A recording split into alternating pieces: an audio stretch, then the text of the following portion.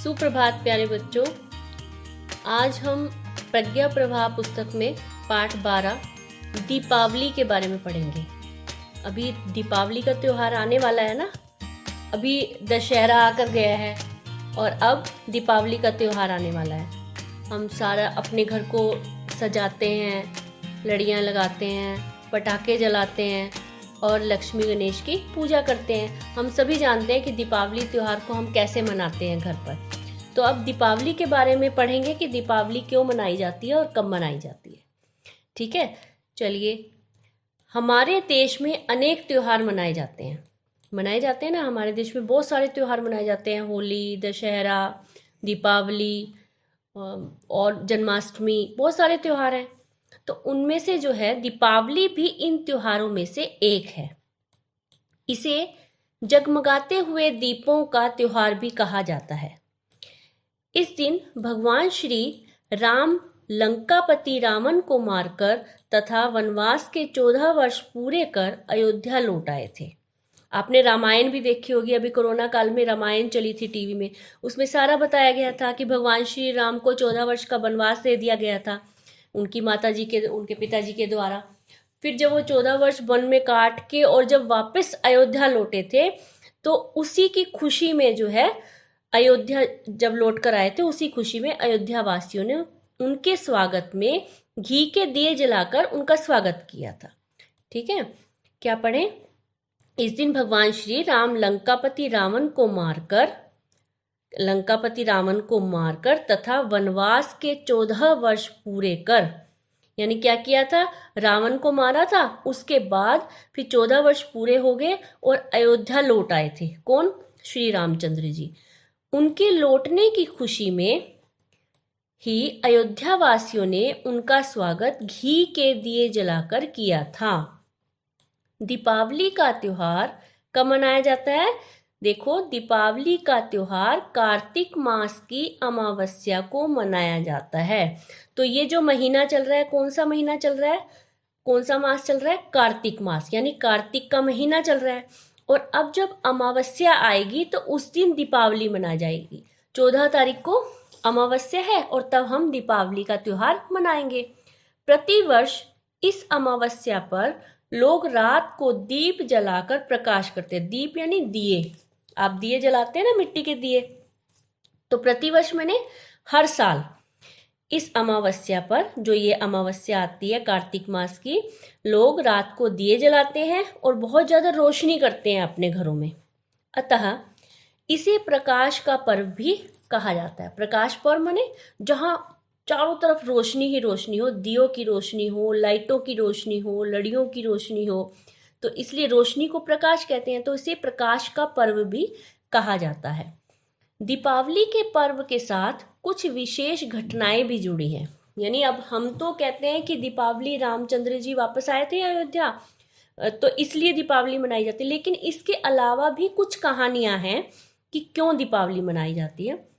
दीपावली के पर्व के साथ कुछ विशेष घटनाएं हैं।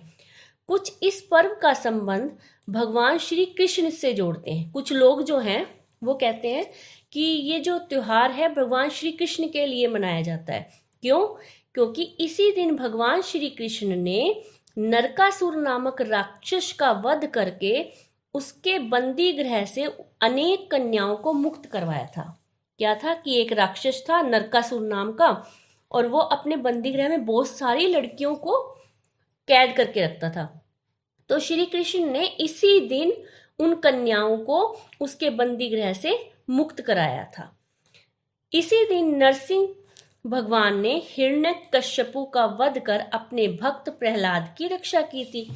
अब यहाँ देखो, प्रहलाद की कहानी आई है कि प्रहलाद कौन थे? वो भगवान के बहुत बड़े भक्त थे। उनके पिता कहते थे कि मैं भगवान हूँ, मुझे भगवान मानो। तो वो कहते थे कि नहीं, भगवान तो भगवान है, आप भगवान नहीं है। तो उसने क्या किया कि वो अपने बच्चे को मारने के लिए कि इसको मार दो क्योंकि ये मुझे भगवान नहीं मानता। तो तब भगवान नरसिंह प्रकट हुए थे और उन्होंने प्रहलाद की रक्षा की थी और हिरण्यकश्यपु जो प्रहलाद के पिता थे उनका वध किया था। एक पौराणिक कथा के अनुसार इसी दिन समुद्र का मंथन हुआ था। ठीक है, कुछ लोग कहते हैं कि पुरानी कथाओं में लिखा हुआ है कि इसी दिन समुद्र का मंथन हुआ था। समुद्र से लक्ष्मी के प्रकट होने पर सभी देवताओं ने उनकी अर्चना की थी। लक्ष्मी का जो है प्रारूप कहाँ से निकला? समुद्र से। तो कहते इसी दिन लक्ष्मी आई थी। हम लक्ष्मी की पूजा भी करते हैं ना उस दिन। तो कहते समुद्र से लक्ष्मी के प्रकट होने पर सभी जो देवता लोग थे उन्होंने उनकी पूजा की थी। इसी दिन सिखों के छठे गुरु श्री हरगोबिंद को औरंगजेब के कारागार से मुक्ति मिली थी। ठीक है, कुछ लोग ऐसा कहते हैं कि जो सिखों के छठे गुरु थे हरगोबिंद सिंह जी, उन्हें औरंगजेब के कारागार से यानी उनकी जेल से मुक्ति मिली थी। दीपावली से 2 दिन पूर्व धनतेरस मनाई जाती है। धनतेरस मनाते हैं ना, घर में बर्तन लाए जाते हैं, गोल्ड की या चांदी की कोई चीज लाई जाती है उस दिन। तो धनतेरस, इस दिन लोग बर्तन या गहने खरीदना शुभ मानते हैं। देखिए ये लिखा हुआ है, इस दिन लोग बर्तन या गहने खरीदना शुभ मानते हैं। दीपावली का त्योहार वर्षा ऋतु के बाद दशहरे से 20 दिन बाद आता है। अभी देखिए आप, अभी दशहरा होके गया ना, तो दशहरे के ठीक 20 दिन बाद जो है दीपावली का त्योहार आता है। वर्षा के कारण अनेक प्रकार के कीड़े मकोड़े तथा मच्छर पैदा हो जाते हैं। इससे पहले अभी वर्षा ऋतु होके गई है, तो वर्षा ऋतु में क्या हुमस हो जाती है बहुत ज़्यादा, तो उसमें कीड़े मकोड़े हमारे घरों में आ जाते हैं, मच्छर पैदा हो जाते हैं। तो इसीलिए लोग दीपावली से पहले अपने घरों और दुकानों की सफाई तथा सफेदी करवाते हैं, वाइट वॉश करवाते हैं ना, घरों में सफाइयाँ करते हैं घर की, एक एक कमरे की। आपने भी देखा होगा, आपकी मम्मी भी घर में सफाइयाँ करने लग रही होंगी, कुछ के घरों में वाइट वॉश हो रहा होगा, तो वो दिवाली के आसपास करवाते हैं ताकि सारे मच्छर और कीड़े मकोड़े मर जाए।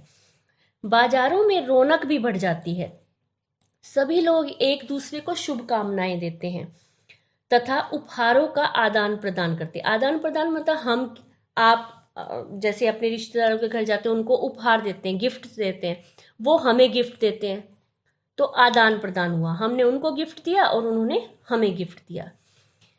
इस दिन बच्चे नए नए वस्त्र पहनते हैं, नए नए कपड़े पहनते हैं, आतिशबाजी जलाकर खुश होते हैं। आतिशबाजी पटाखे पटाखे चलाकर खुश होते हैं। सभी लोग धन की देवी लक्ष्मी के साथ साथ अन्य देवी देवताओं की भी पूजा करते हैं। दिवाली वाले दिन सभी रात को बैठ के सभी पूजा करते हैं ना, मंदिर में बैठ के, अपने जो घर के मंदिर में। किसान लोग इसलिए नए इस दिन किसान लोग इस दिन नए अन्न के आने की खुशी मनाते हैं। नया अन्न, अब क्या आने वाली है? जीरी आने वाली है, यानी चावल। तो नया चावल घर में बनता है, तो किसान लोग इस दिन नया अन्न आता है हमारे घर में, उसकी खुशी मनाते हैं। पहले वे भगवान का भोग लगाते हैं, तब वे नए अन्न को प्रयोग में लाते हैं।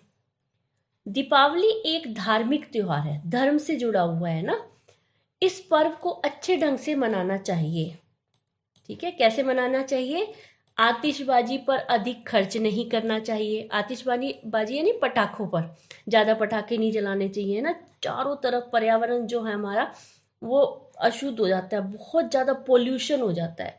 जितने हम पटाखे जलाते हैं, आपने देखा होगा, उसके बाद धुआं धुआं सारी चारों तरफ हो जाता है। तो आतिशबाजी नहीं करनी चाहिए, उस पर खर्च भी होता है, ज़्यादा हम खर्च भी करते हैं और पॉल्यूशन भी बहुत ज़्यादा होता है। इस पर्व पर ऐसे पटाखे नहीं चलाने चाहिए जिससे अधिक प्रदूषण फैलने की संभावना हो। ठीक है, पटाखे वैसे ज़्यादा चलाने ही नहीं चाहिए, पैसे भी खर्च होते हैं, पोल्यूशन भी होता है।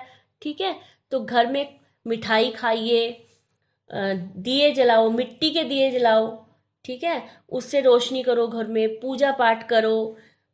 ये बहुत है। ज़्यादा अगर आतिशबाजी थोड़ा चलाने को दिल करा, थोड़ी बहुत फुलझड़ी जला दो, लेकिन उससे ज़्यादा आतिशबाजी नहीं चलानी चाहिए। अपने आप को सेफ रखना चाहिए। ठीक है बच्चों, तो आज हमने किसके बारे में जाना? दीपावली त्योहार, जो हमारा एक धार्मिक त्योहार है। ठीक है, धन्यवाद।